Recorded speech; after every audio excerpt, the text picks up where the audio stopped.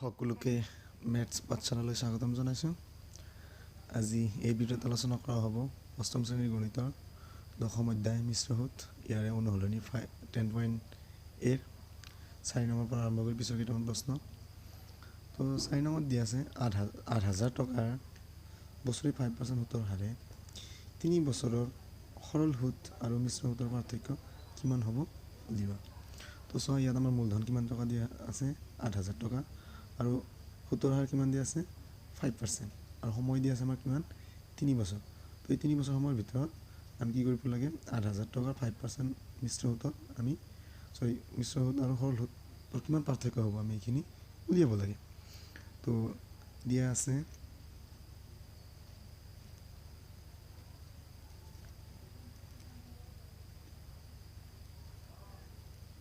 মূলধন কিমান দিয়া আছে আমাৰ 8,000 টকা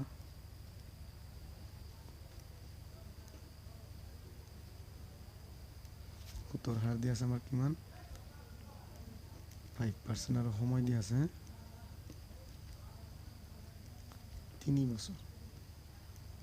তো আমি এইটো প্ৰশ্নত পোনপ্ৰথমতে আমি মিশ্ৰ সুত ওলাব পাৰোঁ নাইবা সৰল সুত উলিয়াব পাৰোঁ। তো যদি আমি মিশ্ৰ সুত উলিয়াওঁ তেতিয়াহ'লে আমাৰ প্ৰথম বছৰৰ কাৰণে মূলধন কিমান হ'ব 8,000 টকা হ'ব। তো আমি এই হিচাপ উলিয়াব পাৰোঁ কি কৰা প্ৰথম বছৰৰ মূলধন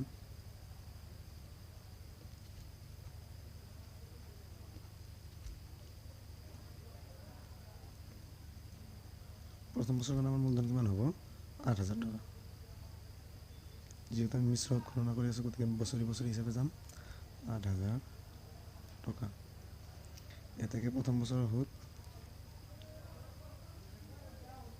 প্ৰথম বছৰৰ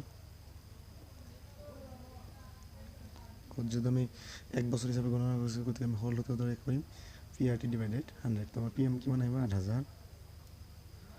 তো আমাৰ ৰেট অফ ইণ্টাৰেষ্ট কিমান আছে 5%, 5/100। যদি এক বছৰৰ কাৰণে গোটেই আমি দিব নালাগে ইমান টকা। তো ইয়াত আমি কটাকটি কৰিব পাৰোঁ ইয়াত 8,000 হ'ব এই দুটা শূন্য আৰু ইয়াৰ দুটা শূন্য কেঞ্চেল। তো কিমান থাকিল ইয়াত থাকিলে আমাৰ 80 আৰু ইয়াত থাকিল 5 পূৰণ কৰা 5 শূন্য শূন্য 8 5 গুণ কিমান হ'ব 40 না 40 অৰ্থাৎ 400 টকা হ'ব। তো প্ৰথম এক বছৰত কিমান টকা সুত হ'ল আমাৰ 400 টকা সুত হ'ল। গতিকে আমাৰ প্ৰথম বছৰৰ শেষত আমাৰ বৃদ্ধিমূল কিমান হ'ব এই মূলধন 8,000 টকাৰ লগত আমি কি কৰিব লাগিব 400 টকা যোগ কৰিব লাগিব। এতেকে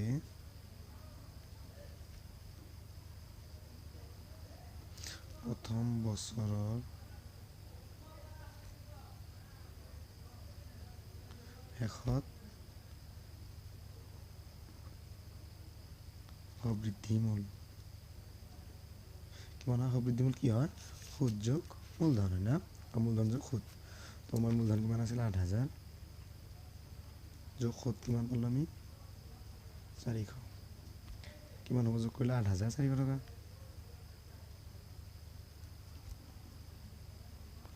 তো প্ৰথম বছৰৰ শেষত আমি সুতে মূল্য কিমান পালোঁ 8,400 টকা। তো আমি কিমান পালোঁ 8,400 টকা পালোঁ। এতেকে দ্বিতীয় বছৰৰ আৰম্ভণিত মূলধন কিমান হ'ব 8,400 টকা হ'ব। এতেকে দ্বিতীয় বছৰৰ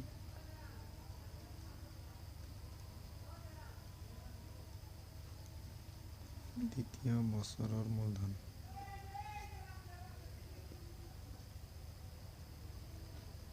দ্বিতীয় বছৰৰ কাৰণে মূলধন কিমান হ'ব এইখিনি টকা 8,400 টকা। এতেকে দ্বিতীয় বছৰৰ সুত কিমান হ'ব এই টকাৰ 5% 8,400 ইনটু 5/100। এতিয়া আমি কটাকটি কৰিব পাৰোঁ এই দুটা শূন্য আৰু ইয়াৰ দুটা শূন্য কি হৈ যাব কেঞ্চেল হৈ যাব। গতিকে 84ৰ লগত আমি কি কৰিব লাগে 5 পূৰণ কৰিব লাগে 5 × 4 কিমান হ'ব 20 20 0 কিমান থাকিব 2 আৰু 5 × 8 কিমান হ'ব 40 আৰু 2 42 ইমান টকা। এতেকে দ্বিতীয় বছৰৰ শেষত বৃদ্ধিমূল কিমান হ'ব আমি 8,400 টকাৰ লগত কি কৰিব লাগিব 420 টকা যোগ কৰিব লাগিব হয় না। এতেকে দ্বিতীয় বছৰৰ শেষত বৃদ্ধিমূল ইকুৱেল কিমান হ'ব ৮,৪০০ যোগ 420 টকা কিমান হ'ব ৮,৮২০ টকা। এইখিনি হ'ব আমাৰ কি দ্বিতীয় বছৰৰ শেষত বৃদ্ধিমূল আৰু তৃতীয় বছৰৰ আৰম্ভণিৰ কাৰণে মূলধন। এইবাৰ আমি তৃতীয় বছৰৰ কি কৰিম তৃতীয় বছৰৰ সুদ গণনা কৰিম। আকৌ তৃতীয় বছৰৰ সুদ না তৃতীয় বছৰৰ মূলধন কিমান হ'ব এইখিনি টকা ৮,৮২০ টকা। গতিকে তৃতীয় বছৰৰ সুদ তৃতীয় বছৰৰ সুদ কি হ'ব পি আৰ টি ডিভাইডেড 100 তো আমাৰ পি আহিব এইখিনি ৮,৮২০ কিন্তু আৰ হ'ব কিমান 5% বাই 100 তো এইখিনি পালোঁ 5/100 হয় না। এতিয়া আমি কটাকটি কৰিব পাৰোঁ এই শূন্য কেঞ্চেল আৰু কেইবাৰ কাটিব পাৰোঁ 5 কেইবাৰ একবাৰ ইয়াত কেইবাৰ 2বাৰ আকৌ এই 2ৰে আমি ইয়াত কাটিব পাৰোঁ কেইবাৰ যাব ইয়াত যাব 4বাৰ আৰু 1বাৰ হয় না। তো আমি কিমান পালোঁ ইয়াত ইয়াত একেলত এইখিনি পূৰণ কৰিলে এইখিনি হ'ব 441 অৰ্থাৎ 441। তৃতীয় বছৰ শেষত আমি সুদ কিমান পালোঁ 441 টকা। গতিকে এইখিনি হ'ব এতিয়া কি কৰিব লাগে আমি তৃতীয় বছৰৰ শেষত বৃদ্ধিমূল উলিয়াব লাগে। তো আমাৰ আৰম্ভণিত মূলধন কিমান আছিল ৮,৮২০ টকা তাৰ লগত আমি কি কৰিব লাগিব সুতৰ এই 441 টকা যোগ কৰিব লাগিব। এইখিনি যোগ কৰিলে আমি কিমান পাম ৯,২৬১ টকা। গতিকে তৃতীয় বছৰৰ শেষত আমি বৃদ্ধিমূল সুতে মূল্য কিমান পালোঁ আমি ৯,২৬১ টকা। এতিয়া আমি কি কৰিব লাগে মিশ্ৰ সুত উলিয়াব লাগে। এতেকে বৃদ্ধিমূল মাইনাছ মূলধন তো বৃদ্ধিমূল আমাৰ কিমান আছিল ৯,২৬১ টকা বিয়োগ আমাৰ মূলধন কিমান আছিল ৮,০০০ টকা।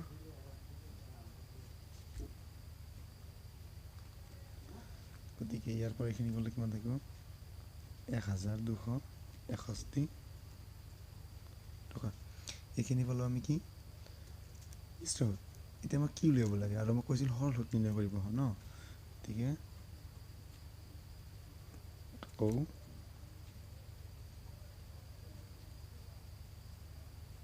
সৰল সুতটো কি আছিল পি আৰ টি ডিভাইডেড 100 ন।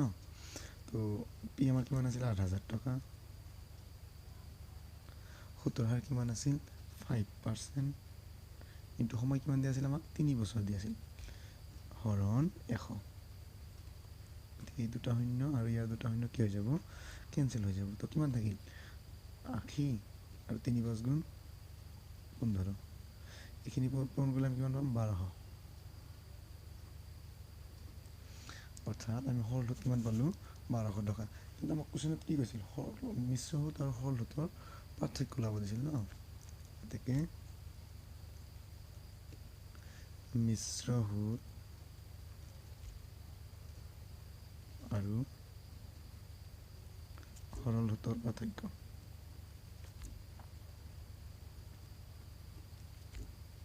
তো আমি মিশ্ৰ সুত কিমান পাইছোঁ 1261 আৰু সৰল সুত পালোঁ কিমান আমি 1200।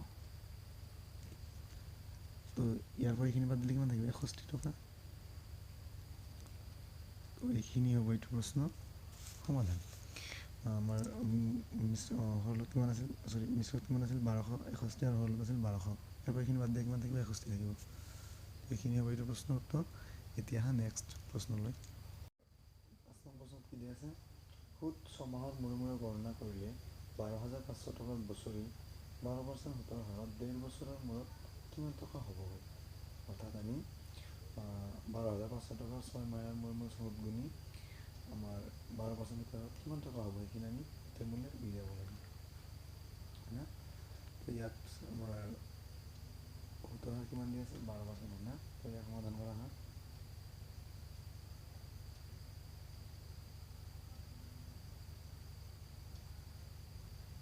সুতৰ হাৰ কিমান দিয়া আছে বছৰি সুতৰ হাৰ বছৰি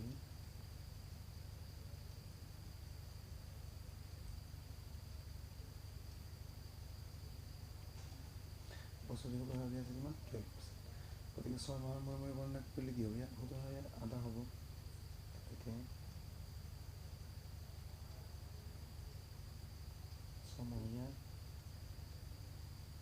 সুতৰ হাৰ 12 আধা কিমান হ'ব 6%, না আৰু 1.5 বছৰত কি আছে, 1.5 বছৰত ছমহীয়া পৰ্যায় কেইটা আছে, 3টা নিশ্চয় ন, বছৰত ছমহীয়া পৰ্যায় 3টা আছে, না 1.5 বছৰত ছমহীয়া পৰ্যায় আছে কেইটা, 3টা। গতিকে আমি এতিয়া 3 বছৰত হিচাপ কৰি উলিয়াব লাগিব, 1.5 বছৰ কাৰণে 3 বছৰ হিচাপ উলিয়াব লাগিব। তো প্ৰথম বছৰৰ কাৰণে মূলধন কিমান হ'ব, 12,500 টকা। এইখিনি সমাধান কৰা। প্ৰথম বছৰৰ মূলধন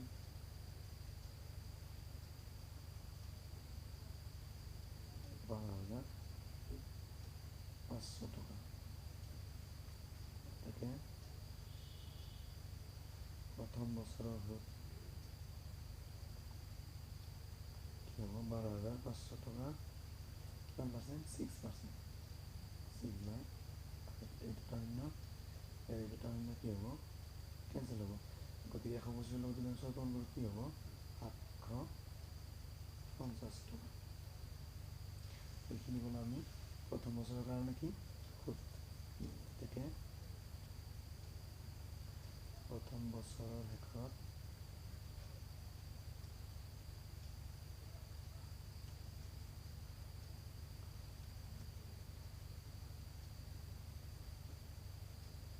বৃদ্ধি হ'ল, কিমান হ'ব, আমাৰ মূলধন আছিল 12,500 টকা, ইয়াৰ লগত কি যোগ কৰিব লাগিব, 750 টকা যোগ কৰিব লাগিব ন। তো এইখিনি যোগ কৰিলে হ'ব, এইখিনি যোগ কৰা 0 0 যোগ কৰিলে 0, 5 0 5 আৰু 7 লগত 5 কৰিলে 12, 2 হাতত কিমান 1, 1 3 আৰু 1 অৰ্থাৎ 13,250 টকা। এইখিনি হ'ল আমাৰ প্ৰথম বছৰৰ শেষত সব বৃদ্ধি হ'ল। গতিকে এই টকাখিনি কি হ'ব, দ্বিতীয় বছৰৰ কাৰণে কি হ'ব, মূলধন। গতিকে দ্বিতীয় বছৰৰ মূলধন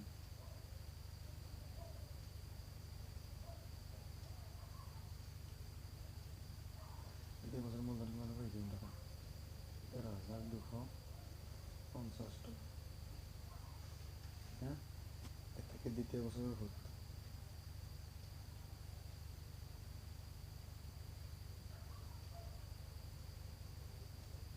কি হব, 13,250 টাকার 6%, 6 বাই 100।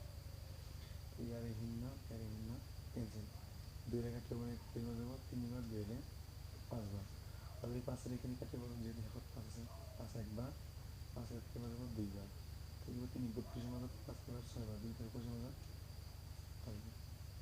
এটাকে কোন বার তুমি এখানে কোন করা 265 ইন্টু 3 কোন দিকে 3 বার 15 5 হাত হইতে মানে 318 হাত হইতে 19 9 হাত 1 3 6 8 অর্থাৎ কিমান দিলে আমি দ্বিতীয় বছর শেষত সুদ কিমান পালোঁ আমি 795 টকা। এবার কিবা এই 795 টাকা দ্বিতীয় বছর শেষত কি হব, এইখিনি সুদ মানে হ'ব না। থেকে দ্বিতীয় বছর শেষত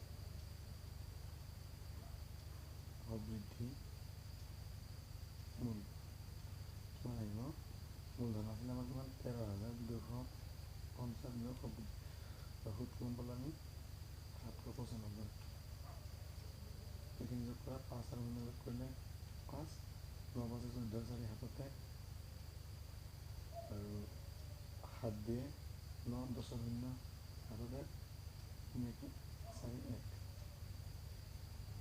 কিমান পালোঁ আমি 14,045 টকা। অর্থাৎ দ্বিতীয় বছর শেষত বৃদ্ধিমূল আমি 14,045 টাকা, মূলধন কিমান হ'ব 14,045 টাকা। তৃতীয় বছৰৰ সুদ কিমান হ'ব, 14,000 টকা 6% হয়নে? তো আমি এইখিনি মনে কৰোঁ ইয়াৰ লগতে এইখিনি 14,000 কম কৰিলে হয় আমাৰ 84,270 টকা হৰণ 100। গতিকে আমি যদি 100 ইয়াক হৰণ কৰি ইয়াক 2 ভাগৰ পিছত দেখাব পাৰিম 842.70 টকা। গতিকে তৃতীয় বছৰ শেষত মোক বৃদ্ধি মূল গতিকে তৃতীয় বছৰৰ শেষত বৃদ্ধি মূল কিমান আহিব? আমাৰ মূলধনৰ লগত এইখিনি যোগ হ'ব হয়নে? মূলধন আছিলে আমাৰ এইখিনি 14,045 যোগ 842.70 টকা হয়নে? এইখিনি যোগ কৰিলে কিমান হ'ব? 14,887.70 টকা। অৰ্থাৎ গোটেই মূল্য 3 বছৰৰ শেষত কিমান হ'ব? 14,887.70 টকা হ'ব।